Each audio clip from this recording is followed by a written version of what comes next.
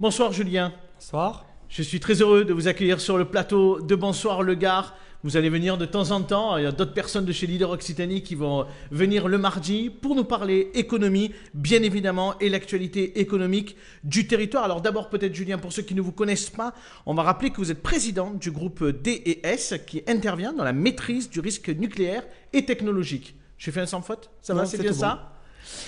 Vous nous en dites un mot de votre Oui, en entreprise effet. peut-être?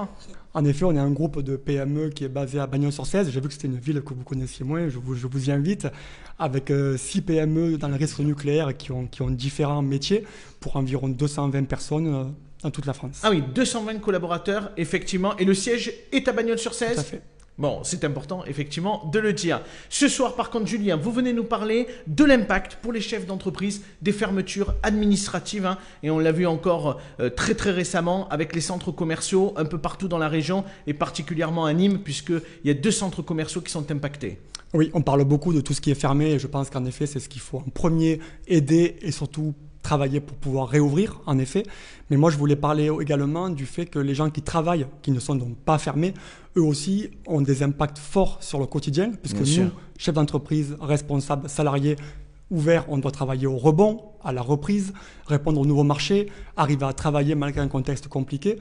Et les personnes qui travaillent n'ont plus l'espace de loisirs, de divertissement, de décompression parfois, que ce soit selon les goûts de chacun, en faisant les boutiques, en allant au cinéma, en allant au restaurant. Oui, c'est boulot et maison, C'est boulot, et maison. Et l'entrepreneur qui doit déjà gérer beaucoup de choses, à qui on a transféré la sécurité des personnes, Oui, bien sûr. l'aspect alcoolémie, drogue, etc., au travail, doit là aussi, de façon un petit peu subie, redonner une chance aux personnes de trouver un goût à la vie Eh bien sûr. professionnelle.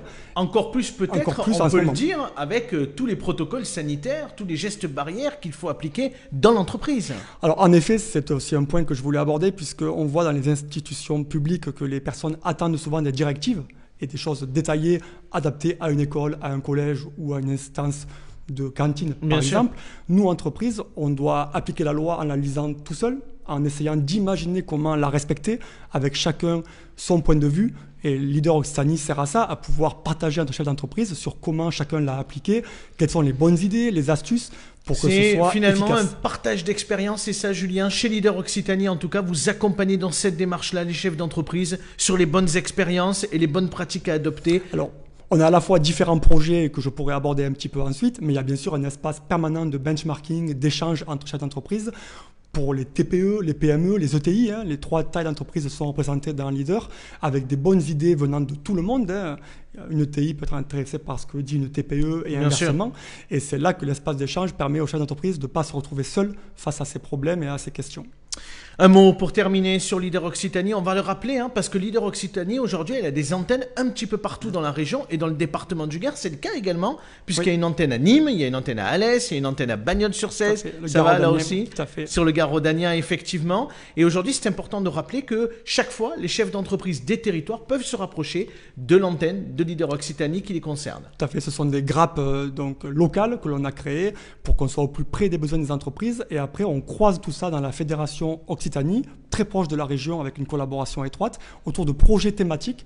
Et il y a des projets qui répondent à la crise actuellement, des projets sur la solidarité, des projets sur les médias, des projets en tout genre. Il y a une dizaine de projets où on va travailler avec des groupes. Un think tank également. Un think tank également, dans lequel merci à Objectif Gard pour les chroniques que l'on pourra Ouais, animer bien sûr. au travers de ça. Et on va avoir des groupes de chefs d'entreprise qui vont intervenir, qu'on va valider dès jeudi soir, pour travailler sur ces sujets. Kamel Chibli, un mot, parce que c'est important aussi, il y a la région, il y a aussi tous ces acteurs autour de la région, ces chefs d'entreprise qui s'impliquent pour leur territoire et qui, au travers de Leader Occitanie, mais il y a bien évidemment d'autres organisations aussi, qui sont là et qui mettent en place pour s'intéresser, j'ai envie de dire presque à l'avenir du territoire.